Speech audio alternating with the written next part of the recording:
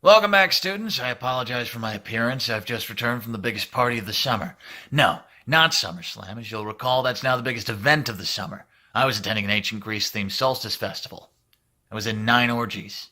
Simultaneously. Luckily, I caught SummerSlam on replays, and I'm here today to break that shit down for you Barney style. My name is Jeremy Goddamn Masters, and before we move on, I've learned from my previous mistakes, and I shall rectify them post-haste. And there we go. Welcome to the Masterclass, SummerSlam 2018. We opened the night with Andrade Cien Almas and Zelina Vega taking out Rusev and Lana in a mixed tag match, Cedric Alexander retaining the Cruiserweight Championship over Drew Gulak, and the B-Team once again accidentally beating the Revival for the Raw tag titles on the pre-show. Lesson 1, don't be on the pre-show. Moving on. Onto the main card, we had Seth Rollins taking on Dolph Ziggler for the Intercontinental Championship, and while this match may have started slowly, it picked up quite satisfyingly. Seth was finally able to overcome the presence of Drew McIntyre by enlisting the help of Wacky Man Smash and Face, fresh off injury, Dean Ambrose. With Dean at ringside, Seth was able to focus on Dolph, and though he shrugged off a reverse superplex, a reverse Falcon Arrow, a ripcord knee, and 2 super kicks, all it took to finish Dolph off was a stomp from Seth's Infinity Boot. Suddenly, Dolph's title reign wasn't feeling so good, Mr. Stark, and was sorry. Just like that, the strap was back around Seth's supple waist. Lesson 2, kids. Nothing in this world is more powerful than friendship. Next up, we had the New Day taking on the Bludgeon Brothers for the SmackDown Tag Team Championship. And for the first time since they re-debuted, we saw a team who could bring it to Harper and Rowan. They may look like a pair of dumpster bears, the most obscure grinder subcategory, and they are. But the Bludgeons have risen far beyond the subplot of the Emmy-winning Fashion Files to the most dominant tag team on SmackDown, right up until those jolly gyrating journeymen juxtaposed themselves into their lives. And when their victory seemed all but certain, Bludgeon Brother Rowan lived up to his name and cracked Xavier Woods in the back with a ridiculous polyurethane mallet. The ref, who apparently only got a cursory glance at the clearly inoffensive instrument, called for the bell, ending the match in a DQ, leading to one question: where the hell was Kofi? Our third lesson for tonight: make use of your third man, have him run interference or something. Following that, we had Kevin Owens facing Braun Strowman for the Money in the Bank briefcase. Only the second time in history the case has ever been defended in a one-on-one match.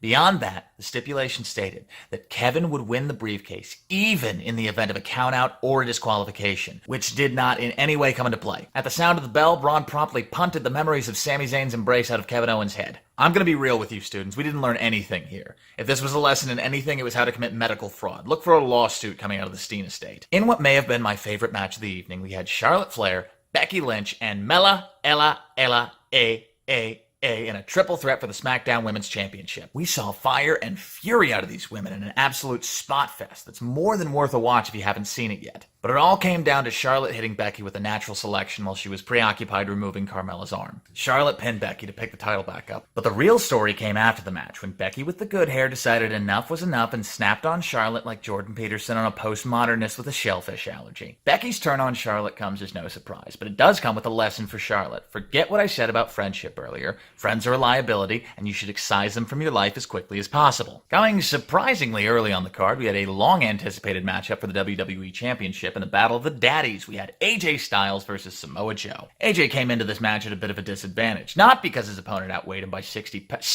pounds? 2 weight classes. Really? That seems poorly organized. No, this was a mental disadvantage. As last week on SmackDown, Joe got right under AJ's mom hair and into his head by reading an obviously fake letter from AJ's wife. Really? That's all it takes? AJ's in a slump over a forged letter? Would he have even shown up to the fight if Joe had learned some basic Photoshop? Man, nobody tell this dude about deepfakes. Anyway, while they pushed each other to the limit, everything came to a head when Joe grabbed the mic and told AJ's wife and daughter that he was going to be their new daddy, which means he has been reading my DMs and I'll deal with that later. But AJ don't play that shit, and he laid Joe out across the barrier. The match ended when AJ grabbed a chair and went PGECW on his ass, which means Joe picks up the win with a DQ. And as AJ greeted his family to apologize, his daughter looked like she barely recognized him. Our fifth lesson of the night: family, see friends. The manipulation's not worth it. Cut all external factors out of your life if you want to be the best. Sure, AJ's still got the belt, but Joe's got his number, and he's going to use it to send so many thumb-in-the-waistband tease pics, and then just when AJ's ready for the D, you hit him with a pic of your asshole. That's how I get invited to all those orgies. The point is, Joe is still coming for that belt, and all AJ's done is buy some time at the cost of his family's respect, which, as we've established, is worthless, so advantage AJ? Elias came out next after a brief prelude hyping his newest single, but his guitar's gentle weeping was apparently due to stress fracture because the neck snapped before the end of the segment. Lesson 6, this shit wouldn't have happened with a Gibson. Here we go. 8 years in the making. The match, the myth, The legend, the Miz, the Bryan. They've been building these two since long before Bryan knew he'd be making his in-ring return. From the now infamous Talking Smack segment to their many clashes when Bryan was the GM. While I can't say this match was everything I was hoping for, it got more than a twitch out of my nethers in terms of in-ring storytelling. The bout opened with some back-and-forth face-punching that would have left lesser men struggling to maintain control of their bowels. But as they persevered through the hard-hitting contest, Bryan was slowly emerging with a greater and greater advantage. As the time ticked down, Miz rolled to the outside for a breather and a quick word with his wife in the front row, convening with an extra set of knuckles, which he used to sucker punch Daniel to sleep, and pick up the first win in what is sure to be a long series. As good as Bryan looked in this match, he'd have done well to remember our 7th lesson. Forget all that shit I said about family. Family is everything. Nothing in this world is more powerful than family. Moving on, we had another matchup in the marquee feud that's sure to go down in the annals of wrestling history. Bret Hart and HBK, Stone Cold and The Rock, The Undertaker and Kane, Baron Corbin and Finn Balor, all equally deserving of their names engraved on the very hearts of wrestling fans everywhere. Baron entered to his increasingly inappropriate entrance theme and stood poised for battle when what's this? The lights, they've gone out, and smoke is rising from the stage. From the depths of the darkness emerges the visage of despair. The demon has returned. Baron's reaction to Finn's body paint was disproportionate, to say the least. He looked like he'd just seen Balor walk out of the ring with a human heart and eat it, but the match began, and the match ended. Finn put Baron down faster than a middle-aged cat at a PETA shelter. Jesus! Who wrote that? I did? I did. Yes, I did. I wrote that, and I'm not ashamed. What should our 8th lesson be? Satan. Nothing in this world is more powerful than Satan, kids. We followed that up with an Extreme Rules rematch. Carnival face paint aficionado Jeff Hardy versus certified cock converter Shinsuke Nakamura for the United States Championship. Hey, Nakamura. That's hilarious. I wonder if anyone else has pointed that out. Now, I know we weren't expecting much out of this match, but it delivered a lot more than we anticipated. Hardy was bumping like a man half his age, and throwing Nakamura's taunt back in his face like a man 1/10 his age. After mortalizing one another for a completely respectable amount of time for two middle-aged men in leather pants, Jeff caught Shinny Knox with a swanton, but sensing it wasn't quite enough, he ascended the ropes once more to finish him off. To which Shinsuke said, "No way, Jose. You'll cause me no more harm this day," and rolled out to the apron. Jeff had no issue with this. He simply readjusted and leapt. Unfortunately, Shinsuke got out just in time to see El Jefe land his entire spine flush against the apron, crashing with a noise many have called haunted. This would ultimately be Jeff's demise in this match, as shortly after Shinsuke would seal the deal with a Kinshasa and pin Jeff atop the shards of his shattered lumbar. This next lesson is for everyone. Kids, take care of your spine. Jeff has slipped so many discs over the years that they basically rotate freely. Alfred Molina and The Dark Knight Rises couldn't punch him back together again at this point. You don't want to end up such a husk of your former self that Randy Orton can't even bring himself to enact a post-match beatdown on you. Do you know what kind of shape you have to be in to make the Viper suddenly discover his empathy? It's finally here. We've been waiting all night for the true main event, and it's finally here. A 100% legitimate face punch champion taking on the DC Booth's hired cosplayer at Dragon Con. It's Rowdy versus Pouty, Ronda Rousey versus Alexa Bliss. This match started off predictably.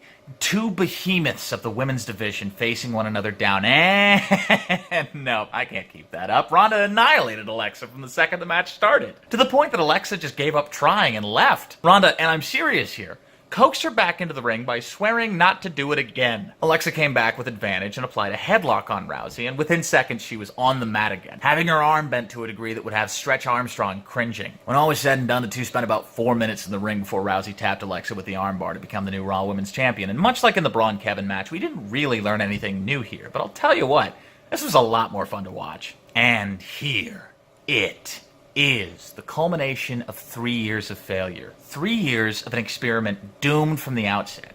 Roman Reigns versus Brock Lesnar for the Universal Championship. But wait! Before the intros were even finished, we heard the battle cry of the unkillable redneck rage machine Braun Strowman, who just finished wiping Kevin Owens' credibility off of his boots, sporting the briefcase he just defended and announcing that he would be cashing in on whoever won, and until then, he'd be just off to the side of the ring where nothing bad ever happens. The two men readjusted and began the fight, but apparently Brock hadn't expected the oops all finishers version of Roman that he got when he immediately ate 3 Superman punches and 3 spears. He rallied to counter Roman's assault but couldn't keep him down for long. Brock got a couple of German suplexes off on Roman, I guess because he wanted to feel productive. Good for him. But Roman countered and went for a fourth spear, which Brock sidestepped, and oh, what happened? He hit Braun on the outside? That's crazy how to say it. Brock rolls out and gives Strowman an F5 for his troubles, and throws Roman back into the ring before casually tossing Braun's briefcase into the set so hard it compromised the structural integrity of the building. Brock, now having exhausted his entire arsenal of 2 moves, retrieved a chair from ringside, and after mangling it across Strowman's ribcage, re-entered the ring to an almost immediate spear from Roman. 1, 2, 3, and the match was over. The Beast was dead, and the crowd was fucking loving it. The man they hated stood atop the ropes, lifting the belt they hated, victorious over the man they somehow hated more, crash landing us at our 10th and final lesson of the evening. Getting over is easy, but as Roman will soon learn, staying over is hard. Our journey is complete, SummerSlam is in the books, and that's the end of our lessons for the day. Like this video, hit subscribe, and come back for more lessons soon. My name is Jeremy Goddamn Masters, and this has been the Masterclass. You're welcome.